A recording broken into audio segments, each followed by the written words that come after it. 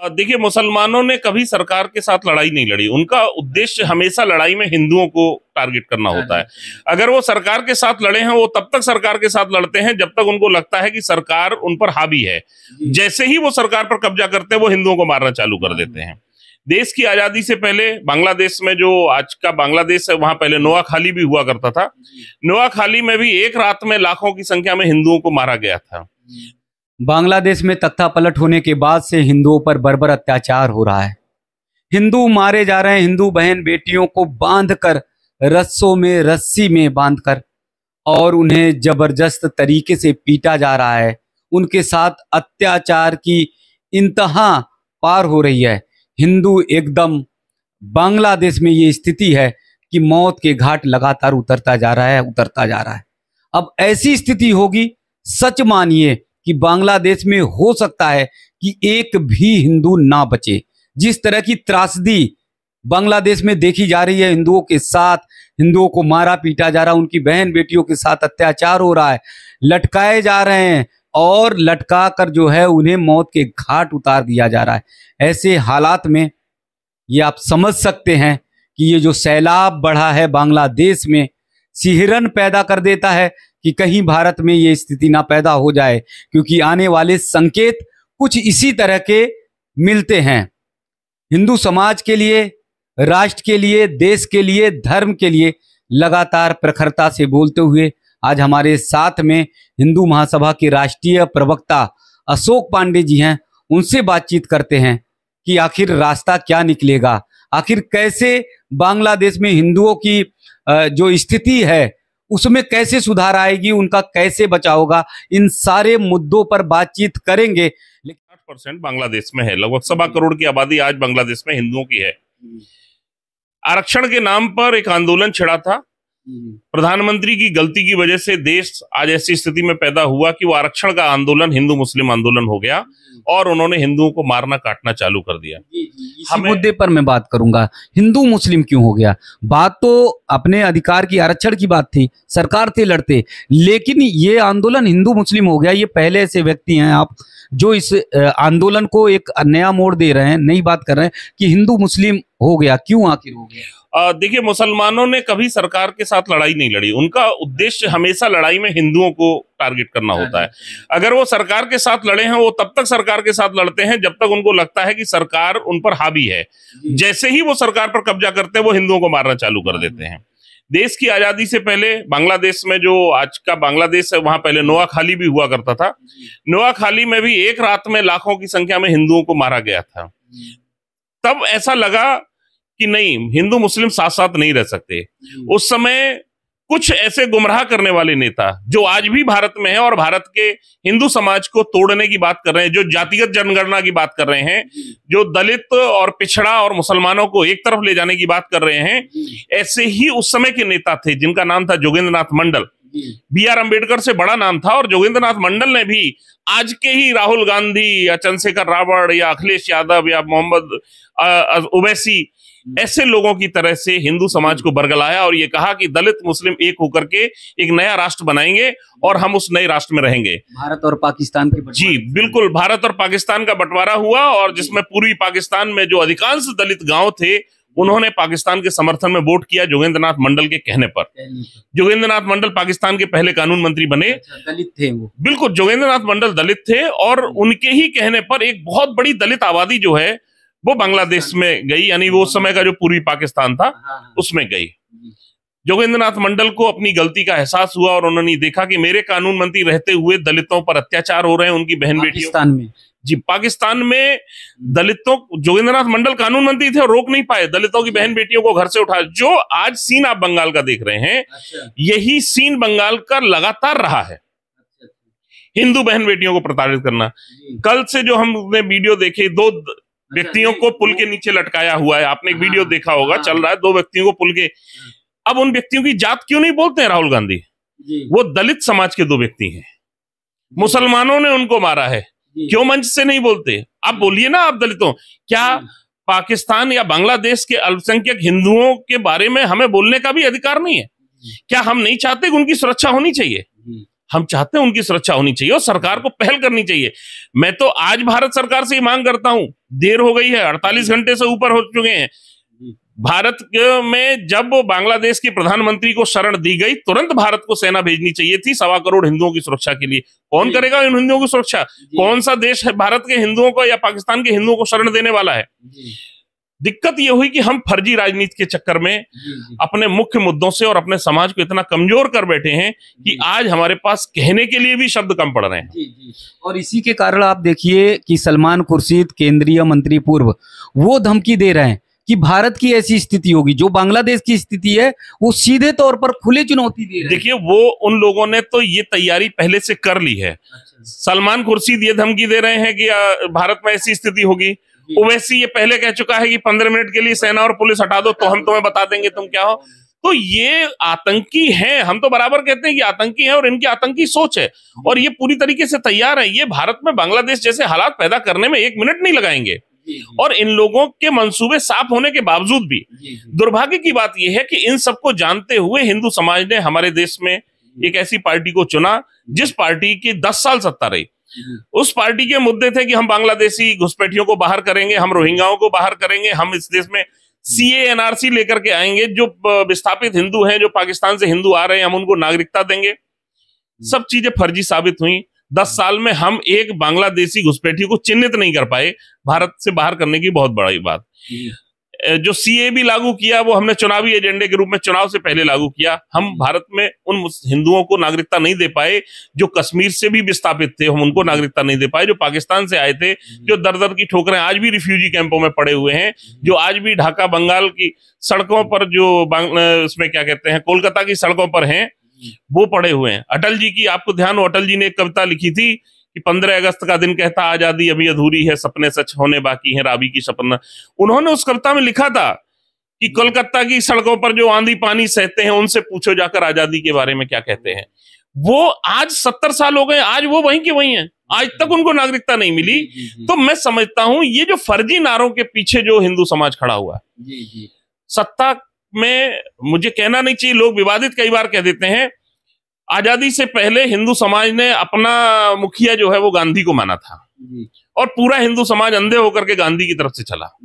गांधी ने मंदिरों में तो नमाज पढ़वा दी, लेकिन किसी मस्जिद में अपने जीते जी कभी हनुमान चालीसा का पाठ नहीं पढ़वा पाए। ये जो फर्जी भाईचारा, फर्जी गंगा जमनी तहजीब वाली बात, ये भाईचारा नहीं, ये उनको भाई बता करके हमें चारा दिखाने का काम वो करते हैं। आज की सरकार में भी बड़ा दुर्भाग्य की बात है, 80% इस देश का निवासी हिंदू है। 80% हिंदू को 20% का भय दिखा करके सरकार बनाई जाती है।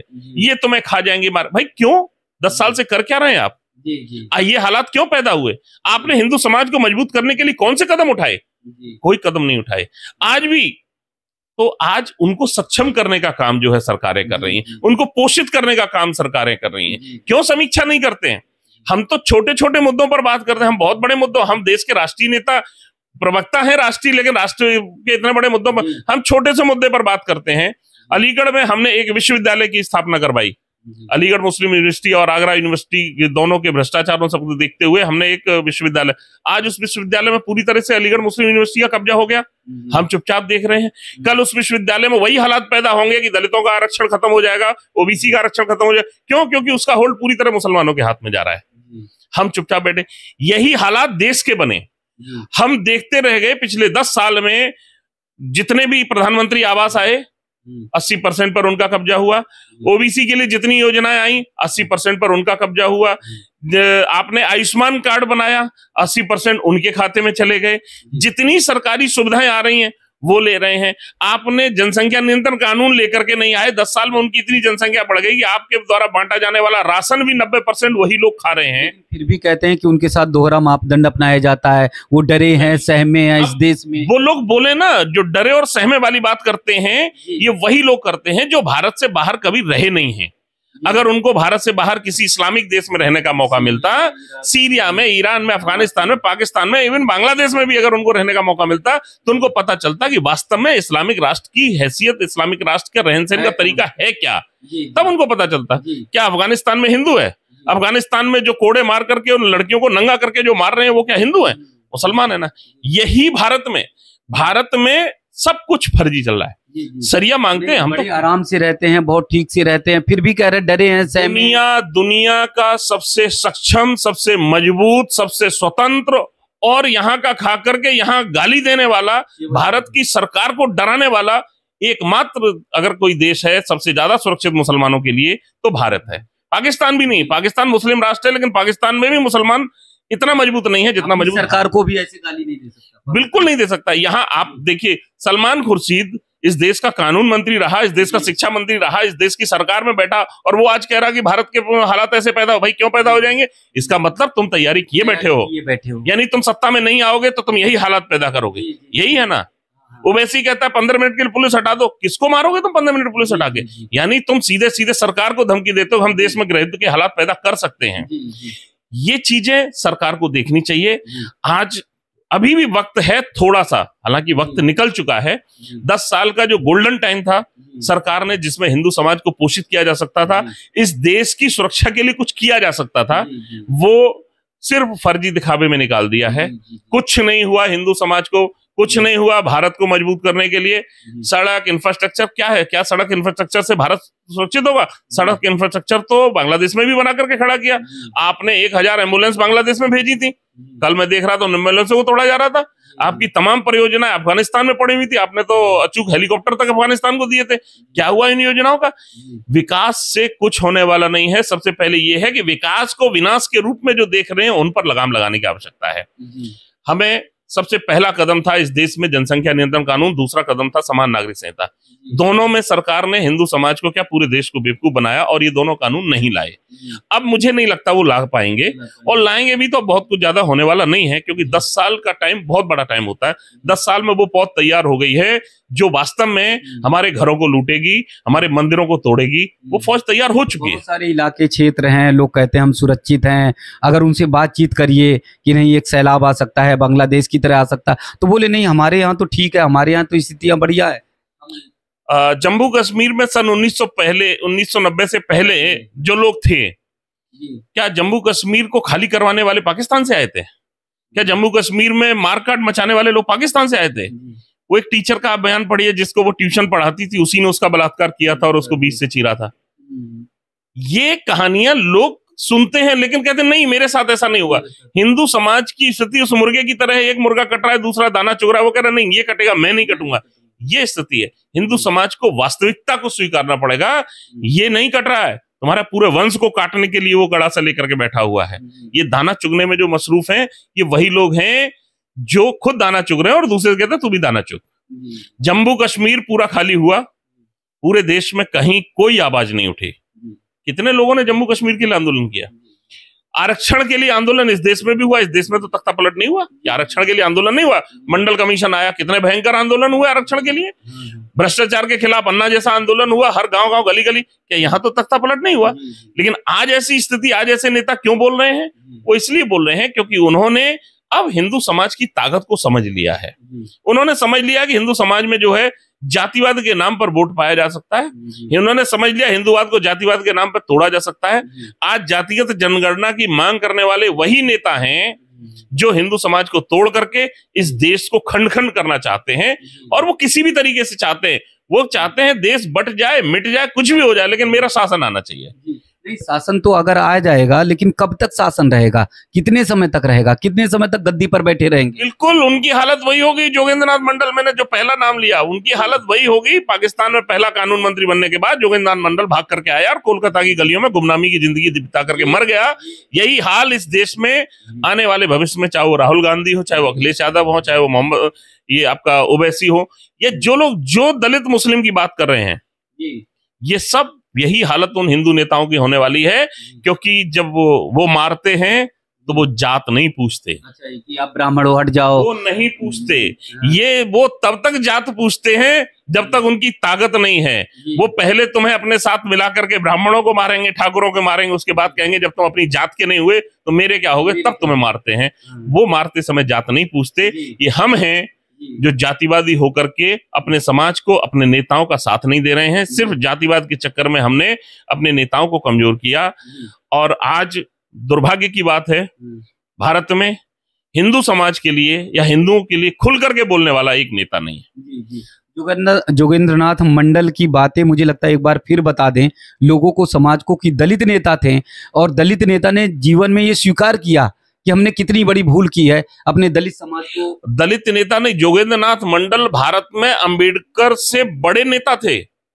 अंबेडकर से बड़ा एक बार सुन लीजिए कि जो पांडे जी कह रहे हैं जो दलित समाज अभी बिखरा हुआ है, बिखराव में है, तो एक बार उनकी बात को फिर आप लोग ध्यान से सुनिए, एकदम अपने कान खोल कर सुनिए कि कैसी विभत्स स्थिति का बयान वो कर रहे हैं। नहीं, मैं फैक्ट्स पे बात कर रहा हूं, मैं कोई बनी नहीं। आप अगर गूगल पे भी जोगेंद्रनाथ मंडल को पढ़ेंगे, तमाम किताबें जोगेंद्रनाथ मंडल के बारे में लिखी हुई, तमाम पत्र हैं जोगेंद्रनाथ मंडल के, आप उनको पढ़ेंगे तो आपको पता चलेगा बहुत बड़े दलित नेता थे और उन्होंने इस देश के दलितों को ये सपना दिखाया था कि हम मुसलमानों के साथ जाएंगे, पाकिस्तान में हम दलित मुस्लिम राज करेंगे, हिंदुओं का या सवर्णों का राज है भारत में। एक संदेश दिया गया कि दलितों पर अत्याचार हुआ, भारत में दलितों पर अत्याचार कभी नहीं हुआ। ये सिर्फ वामपंथी इतिहासकार और अंग्रेजों ने ऐसी फूट डाली कि दलितों पर अत्याचार हुआ। अगर दलितों पर अत्याचार होता तो मुझे बता दो कि भीमराव अंबेडकर को पढ़ाने वाले कौन लोग थे, अंबेडकर सरनेम देने वाला कौन था। दलितों पर कभी अत्याचार नहीं हुआ। आबादी इतनी कैसे? ये सिर्फ किताबी कहानियां बना दी गई कि दलितों को कुएं से पानी नहीं पीने दिया जाता था, दलितों के छुए कौन। आप बता दीजिए मुझे, गांव की आज की व्यवस्थाओं में भी बात करता हूं, आज किसी ग्रामीण क्षेत्र में जाता हूं तो पत्तल बनाने वाला दलित होता है, उसमें भोजन करने वाला ब्राह्मण होता है। क्या दलित के छुए में भोजन नहीं करता? अगर ब्राह्मण मजदूरी नहीं करता तो मजदूरी दलित करते हैं। दलित कुआं खोदते हैं, जब दलित कुआं खोदते हैं तो पानी क्या उसमें से ब्राह्मण नहीं पीता? अगर ब्राह्मण पानी पीता है तो दलित उसमें कुआं में से पानी नहीं पी सकता। और दलित अगर ब्राह्मण के लिए कुआं खोद सकता है तो अपने लिए कुआं क्यों नहीं खोद सकता? ये सारी कहानियां हम लोगों को भ्रमित करने के लिए बनाएंगी ताकि हिंदू समाज, क्योंकि हिंदू समाज में वर्ण व्यवस्था थी। हम अब थोड़ा टॉपिक ये जाए कि हमारे यहाँ कभी जाति व्यवस्था नहीं थी, हम वर्ण व्यवस्था में थे। और वर्ण का मतलब ये था कि 4 वर्ण हैं, चारों का अपना अपना अलग कार्य था। क्षत्रिय का काम था समाज को सुरक्षा देने का, ब्राह्मण का काम था समाज को शिक्षा देने का, बनिए का काम तो समाज की आर्थिक सहायता करने का, और पिछड़ा या दलित का काम था, क्यों? क्योंकि समाज के हर अंग को आवश्यकता थी। उनका काम था खेती करना, मजदूरी करना और विभिन्न काम करना। हर काम का अपना एक सम्मान था। ऐसा नहीं था कि हम उसको नीचे बिठा रहे, हर काम का अपना एक सम्मान था। दलितों का, अगर दलित कोई झाड़ू लगाता था उसका पूरा सम्मान होता था। और ऐसा ही नहीं, हमारे यहाँ शादी विवाह और त्योहारों पर उनकी पूजा होती थी, दलित की झाड़ू तक की पूजा होती थी, दलित के घर पहले खाना भेजा जाता था। ये सारी प्रथाएं चली हैं, आप उनको तो नहीं दिखाते हैं कि साहब दलितों को सम्मान नहीं मिलता, दलितों को बराबर नहीं बैठने दिया था। हमें बताएं ना, आजादी से पहले कितने जो है ब्राह्मण राजा हुए इस देश में? कितने ब्राह्मण राजा हुए? कितने ब्राह्मण राजाओं के नाम आते हैं? क्यों? अब आप अगर नाम लेते अहिल्याबाई होलकर, अहिल्याबाई होलकर जो है वो रानी थी क्या? वो ब्राह्मण थी? और तमाम ऐसे जितने महापुरुषों के हम नाम लेते हैं, उनके नाम कहां से आ गए? अगर उस समय उन पर अत्याचार तमाम है, जलकारी बाई हैं, और भी तमाम ऐसे राजाओं के नाम है, मैं अनगिनत राजा और महाराजाओं के ऐसे नाम आते हैं। अत्याचार होता तो वो कैसे? वो दलित थे, ओबीसी थे, वो पिछड़े थे। अगर उन पर अत्याचार हो रहा था तो वो कैसे स्टैंड कर रहे थे भाई? आज आप वो कैसे उनका नाम ले पा रहे हैं?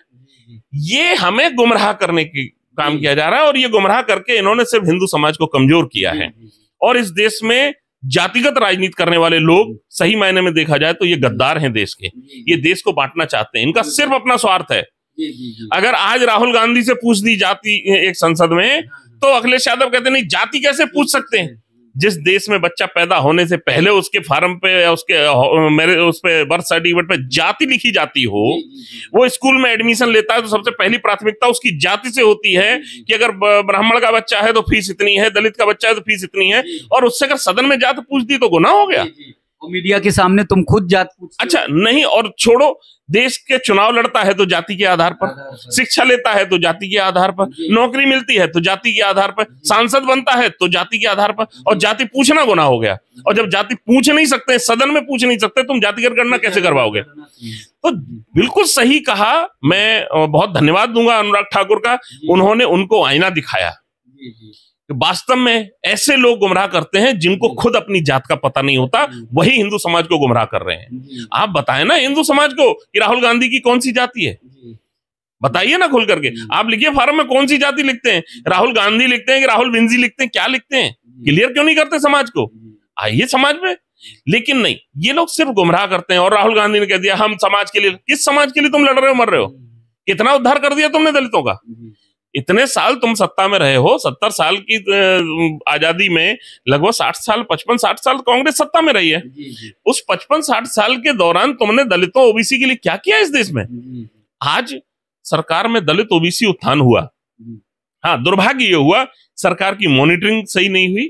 सरकार को गुमराह करने वाले वही दलित ओबीसी जो इन लोगों ने बिठा दिए थे, उन्होंने ऐसा गुमराह किया है कि पूरा सिस्टम एक तरीके से हाईजैक हो गया है। और आज उस सिस्टम में दलित और ओबीसी की आड़ में जिहादी घुस गए हैं, जो देश में एक संकट पैदा करना चाहते हैं, जिनके बल पर सलमान खुर्शीद या ओवैसी जैसे लोग बोल रहे हैं तख्ता पलट हो सकता है। तो तख्ता पलट करने वाले वही लोग हैं जिनको कांग्रेस ने वहां पर बिठा करके रखा हुआ है। ऐसे लोगों की दम है। और मैं पुनः सरकार से कहूंगा कि बांग्लादेश में 1.25 करोड़ हिंदुओं की सुरक्षा के लिए तत्काल सेना भेजें, कार्रवाई करें। और भारत में जो 5 करोड़ नाजायज तरीके से रोहिंग्या या बांग्लादेशी रह रहे हैं, इनको बाहर करें और बांग्लादेश के हिंदुओं को भारत में बुला करके यहाँ की नागरिकता दें। भारत बहुत सक्षम है। जब हम 5-7 करोड़ घुसपैठियों को पाल पोषित कर सकते हैं, तो हम अपने हिंदू भाइयों को क्यों नहीं पाल सकते हैं? हमें उनको तत्काल शरण दे करके उनको यहाँ पर नागरिकता देनी चाहिए और यहाँ के घुसपैठियों को निकालकर बांग्लादेश भेज देना चाहिए। ये मेरी सरकार से मांग है। सुन रहे थे आप सब अशोक पांडे जी को, जो बेबाकी से अपने बातों को रखते हैं और उनके अंदर हमेशा, उनके दिल में हमेशा देखा गया है कि देशभक्ति की जो ज्वार है वो एकदम धधकती रहती है, एक आग धधकती रहती है। और सिर्फ मूल मंत्र वही है, सर्वे भवन्तु सुखिनः वाला, सभी के कल्याण वाला। क्योंकि सनातन रहेगा तो विश्व की मानवता रहेगी, हिंदू रहेगा तो विश्व की मानवता रहेगी। इसके कारण इनके अंदर दर्द और तकलीफ रहता है कि बांग्लादेश में जो हिंदू भाई मारे जा रहे हैं, जिनके साथ बर्बरता की जा रही है, कम से कम उनकी सुरक्षा सरकार करे ही करे। साथ ही उन्होंने बहुत सारी ऐसी बातें बताई हैं जो देश के लोगों को समझने के लिए, जो देश के लोगों को अपने जेहन में उतारने के लिए है, दलित भाइयों को समझने के लिए है कि कैसे जोगेंद्र नाथ मंडल पहुंच गए थे पाकिस्तान और पाकिस्तान के पहले कानून मंत्री बने और उसके बाद अपनी ही आंखों के सामने दलितों पर अत्याचार होते हुए उन्होंने देखा कि कैसे आग की भट्टियों में दलितों के बहन बेटियों को पाकिस्तान में झोंका जा रहा था, किस तरह से बर्बरता के साथ उनके साथ अत्याचार किया जा रहा था। वो सारी स्थिति को उन्होंने बयां किया है। और इसके बाद भी अगर हम नहीं जागते, समाज नहीं जागता, तो समाज का बहुत बड़ा दुर्भाग्य है। आप सब एकजुट रहिए, आप एक साथ रहिए। मीडिया का भी काम है कि सबसे बड़ा उसके लिए देश होता है, राष्ट्र होता है, धर्म होता है। तो हम सब पहले देश और धर्म के लिए काम करें, फिर अपनी नौकरी, अपना व्यवसाय, अपना कारोबार तो करते रहेंगे। जब हम नहीं बचेंगे, राष्ट्र नहीं बचेगा, तो हमारा कारोबार, हमारा व्यवसाय, हमारी मीडिया क्या करेगी? आप बांग्लादेश में देख रहे हैं बहुत सारे हिंदू मीडिया कर्मी होंगे, बहुत सारे हिंदू जो मीडिया से जुड़े होंगे, लेकिन उन सबको टारगेट कर करके मारा जा रहा है। एक काउंसलर की हत्या कर दी गई और तमाम ऐसी बहन बेटियां हैं जिन्हें रस्सी से बांध कर, रस्सों से बांध कर बर्बरता के साथ मारा जा रहा है। तो सारे दृश्य को अशोक पांडे जी ने दिखाने की कोशिश की है। आप सभी से निवेदन है कि इस वीडियो पर कमेंट जरूर करें, शेयर करें, उन लोगों तक पहुंचाएं जो अभी तक सोए हुए हैं, जो अभी तक जान रहे हैं कि उनके पास खतरा नहीं है। खतरा अभी है, क्योंकि योगी आदित्यनाथ जी ने भी, मुख्यमंत्री जी ने भी आज कह दिया है कि राम मंदिर सिर्फ मंजिल नहीं, एक पड़ाव है, एक पड़ाव तक आए हैं, आगे निकलना है, हमको संभलना है। तो पांडे जी का बहुत बहुत आभार, इसलिए क्योंकि उन्होंने इस मार्मिक सब्जेक्ट पर, टॉपिक पर कुछ ऐसे शब्द कहे हैं जिससे मेरी भी आंखें खुली हैं और मुझे भी, मेरी आंखों में भी आंसू के वो धार है, जो मुझे देखकर लग रहा है कि ये बहुत ज़्यादा आने वाले समय में बहुत बड़ा संकट होगा।